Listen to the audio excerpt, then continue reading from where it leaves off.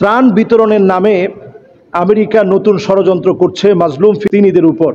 আসলে ষড়যন্ত্রের জাল যত বেশি ছিন্ন করবে তারা, যত বেশি বিস্তার ঘটবে, তত বেশি আপনি নিশ্চিত হয়ে থাকেন আল্লাহ তাআলার পক্ষ থেকে বিজয় আসবে। আমি অনেক আলোচনায় বলেছি, বর্তমান পৃথিবীর মুসলিম যারা লিডার আছেন তারা এখন 4 আঙ্গুল দেখা। এর অর্থ হচ্ছে নাসরুম মিনাল্লাহি ওয়া ফাতহুন করিব। এর অর্থ হচ্ছে এই সাহায্য আল্লাহর পক্ষ থেকে আসবে।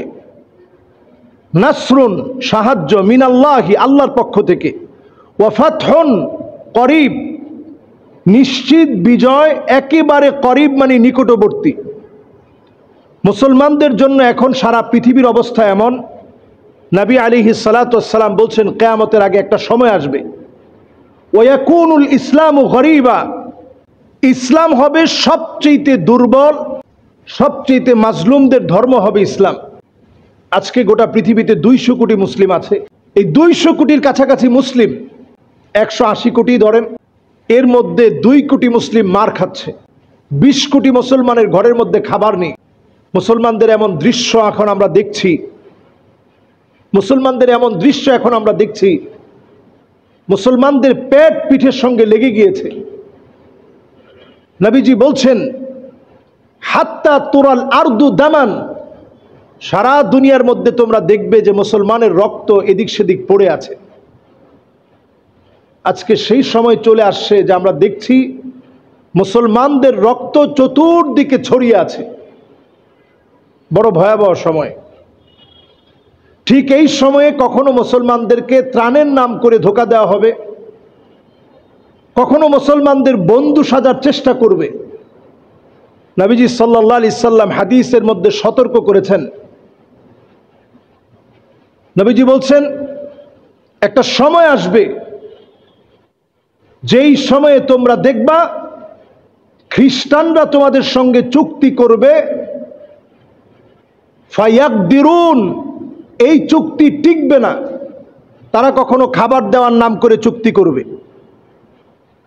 তারা কখনো আমাদেরকে সহযোগিতা করার নাম করে চুক্তি করবে, কখনো জাতিসংঘের মানবাধিকার সংস্থা খোলার নাম করে সহযোগিতা করার রূপ নিবে।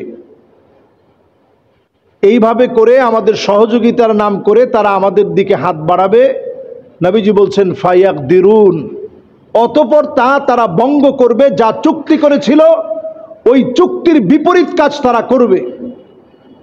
এরপর আল্লাহ রাব্বুল আলামিন তাদেরকে পাকড়াও করবেন, আযাব দিয়ে আল্লাহ রাব্বুল আলামিন ধরে ফেলবেন। আমি স্বচক্ষে যেন দেখছি সারা দুনিয়াতে মুসলমানদের সঙ্গে কলা কৌশলে নানান রকমের কৌশল খাটিয়ে মুসলমানদেরকে তারা এইভাবে পর্যবসিত করার চেষ্টা করছে। আল্লাহ রাব্বুল আলামিনের কাছে আমরা পানাহ চাই। মাজলুম মুসলমানের নিরাপত্তা একমাত্র আল্লাহ রাব্বুল আলামিন দিতে পারে। সংখ্যা কখনো মুসলমানদেরকে বিজয় দিতে পারে না, অস্ত্র শস্ত্র কখনো মুসলমানদেরকে বিজয় দিতে পারে না। মুসলমানদের বিজয় একমাত্র ঈমানি হিম্মতের কারণে আসবে। বাতিল পর্যবসিত হবে মুসলমানদের সামনে যদি ঈমানি হিম্মতকে আমরা বৃদ্ধি করতে পারি।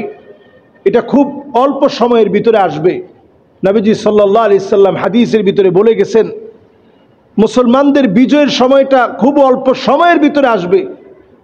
আল্লাহর নবী সাল্লাল্লাহু আলাইহি সাল্লাম হাত দিয়ে দেখায় দিয়ে গিয়েছেন আমি আর কিয়ামতের ভিতরে সম্পর্ক এমন 2টা আঙ্গুল যেমন।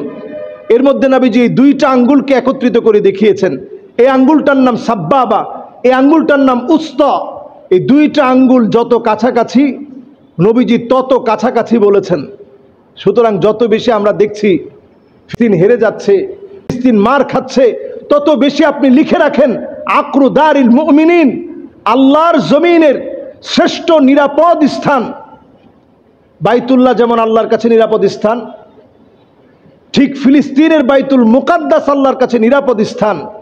এর রক্ষার দায়িত্ব আল্লাহ রাব্বুল আলামিনের। আল্লাহ ঠিকই হেফাজত করবেন, সাহায্য আল্লাহ তাআলা দান করবেন যদি আমরা ঈমানি হিম্মতের উপরে ফিরে আসি।